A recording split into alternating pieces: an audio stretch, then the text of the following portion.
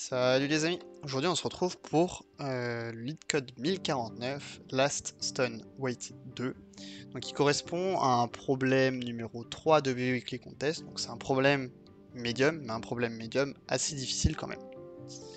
Donc on nous donne une liste de poids de pierres dans un jeu dans lequel on va pouvoir smasher une pierre contre une autre et donc les détruire toutes les deux. Si jamais ces pierres là ont le même poids, toutes les deux sont détruites et voilà, on s'arrête ici.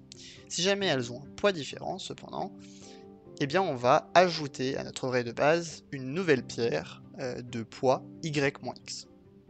Voilà, c'est assez facile dit comme ça.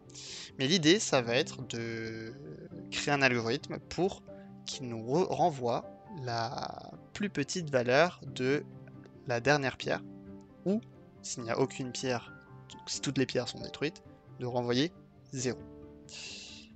Donc la première idée qu'on pourrait avoir, ce serait de parcourir avec une sorte de DFS chacune des combinaisons possibles et de garder en mémoire dans un cache et d'y référer pour eh bien, explorer en fait toutes les pierres disponibles et toutes les issues possibles quand on détruit les pierres une à une.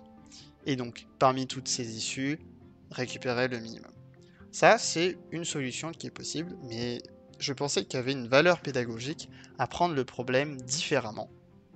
Et en fait, au lieu de prendre le problème un petit peu à l'envers, au lieu de faire ça et d'utiliser du backtracking qui peut être, en termes de mémoire, assez compliqué, en fait, on peut faire quelque chose de mieux et de prendre le problème à l'envers, et pour chaque pierre, calculer toutes les sommes possibles pour pouvoir ensuite, pour chacun de ces états, qui seront des 7, calculer la soustraction de la pierre actuelle moins cette somme possible.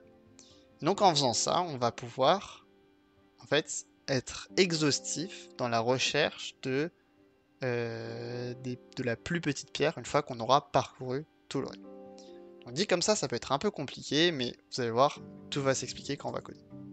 La première étape, ça va être d'initialiser possible sum, qui sera l'array où on aura tous les états possibles, donc toutes les sommes possibles en quelque sorte. On va diviser le problème en deux sous-ensembles. L'un sous-ensemble qui sera l'état des sommes possibles. Donc, pour arriver à cette pierre-là, qu'est-ce qu'on a assemblé en quelque sorte. Et deuxième sous-ensemble, quand on smash une pierre contre une autre, eh bien on crée une nouvelle petite pierre qu'il faudra également ajouter dans possible sum. Donc une fois qu'on a ça, on va pouvoir parcourir chacune des pierres. For stone, in stone, on va initialiser un set.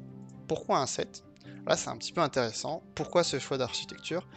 Un set, ça va être intéressant parce que si on ajoute deux fois le même nombre à ce set, eh bien, on va pas avoir de duplicats. L'intérêt de ne pas avoir les duplicats, c'est qu'on va pas explorer deux fois la même situation. On va pas explorer deux fois qu'est-ce qui se passerait si jamais on avait une somme possible qui est égale à 3. C'est très intéressant, pourquoi? Parce que ça nous évite de faire des calculs plusieurs fois et donc on gagne beaucoup en complexité ici. Une fois qu'on a ça, on va pouvoir parcourir chacune des sommes possibles. Donc au début, il s'initialise à 0 parce qu'il n'y a aucune pierre qui a été ajoutée, mais ensuite on en aura plein. Donc for possible sum in possible sum cette fois, on va ajouter à notre state, donc stone plus possible sum, mais aussi et surtout la valeur absolue de stone moins possible sum. Une fois qu'on a ça, on va pouvoir updater possible sum avec le state qui a été updaté de manière exhaustive parce qu'on a parcouru chacune des sommes possibles dans possible sums. Une fois qu'on a fait ça, il nous suffit de renvoyer le minimum de possible sums. Quand on submit, normalement, ça devrait compiler. Et en effet, notre solution bat 81% des solutions, ce qui prouve que notre solution est quand même très efficiente. Et même en termes de mémoire, on se place plutôt bien par rapport aux autres algorithmes. Donc, je vous remercie d'avoir regardé cette vidéo et si elle vous a plu, je vous invite à vous abonner. Salut!